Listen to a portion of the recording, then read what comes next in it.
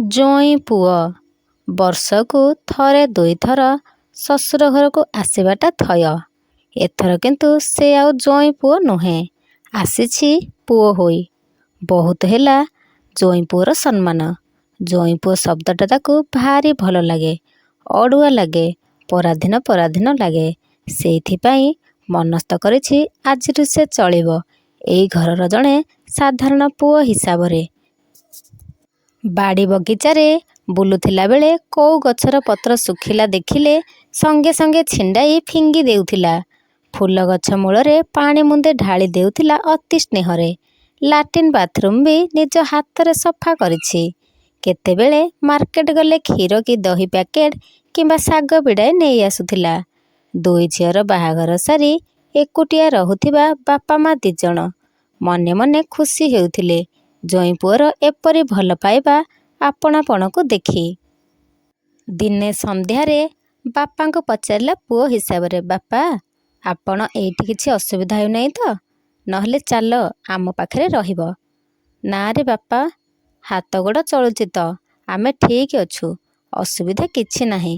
ଖାଲି ଯାହା ବୁଢ଼ାବୁଢ଼ୀ ବେଳକୁ ଚୋର ଖଣ୍ଟକୁ ଜଗି ରଖି ଚଳିବାକୁ ପଡ଼ିବ। 2 ଦିନ ରହିଲା ଭିତରେ ଏଣିକି ଘରର ଜୋଇଁ ପୁଅ ନୁହଁ, ପାଲଟି ସାରିଛି ଗୋଟାପଣେ ପୁଅ। ଦିନେ ସକାଳୁ ସକାଳୁ ଶ୍ୱଶୁର ଯାଇଥିଲେ ପାର୍କ ଆଡ଼େ ଚାଲିବା ପାଇଁ। ମା ଥିଲେ କାମରେ ବ୍ୟସ୍ତ।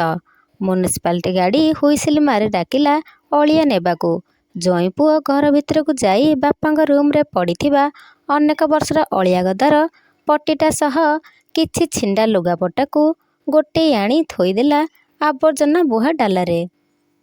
କିଛି ସମୟ ପରେ ପୁଅ ଜଳଖିଆ ଖାଉଥାଏ।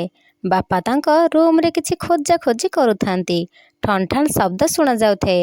ବଡ଼ ବ୍ୟସ୍ତ ହୋଇ ଶାଶୁ ମା'ଙ୍କୁ ଡାକ ଛାଡ଼ିଲେ, ହୋଇଓ, ଅଳିଆ ପଟିଟା ରଖିଥିଲି ଦେଖିଛ କି?